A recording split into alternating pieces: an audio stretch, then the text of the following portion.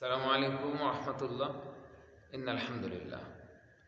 আসলে আমরা অনেকে জানি না, আমাদের আত্মীয় স্বজন মারা গেলে, পাড়া প্রতিবেশী মারা গেলে, বাবা মা মারা গেলে কতদিন শোক পালন করতে হয়। 15 দিন শুনেছেন কি? যদি পিতা মাতা মারা যায়, শুনবেন ভালো করে, যদি বাবা মা মারা যায় তাহলে শোক পালন করতে হবে 3 দিন। কয় দিন? 3 দিন। আর যদি কোনো স্ত্রীর স্বামী মারা যায় তাহলে ওই স্ত্রীকে শোক পালন করতে হবে 40 দিন, 4 মাস 10 দিন, অর্থাৎ 4 মাস। 4 মাস সমান সমান হচ্ছে কতদিন? এইদিকে 30 30 60 60 120 130 দিন তাকে কি করতে হবে? শোক পালন করতে হবে। যে রাসূল সাল্লাল্লাহু আলাইহি ওয়াসাল্লামের সুন্নাহ। হাদিসটা আছে সহিহুল বুখারীর 1280 নম্বর হাদিস।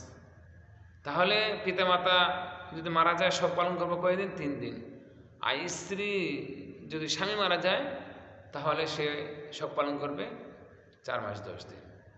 আর যদি স্বামীর স্ত্রী মারা যায় তাহলে সে কয়দিন শোক পালন করবে? এই 3 দিন। আল্লাহ তাআলা আমাদেরকে আমল করার তৌফিক দান করুন। আসসালামু আলাইকুম।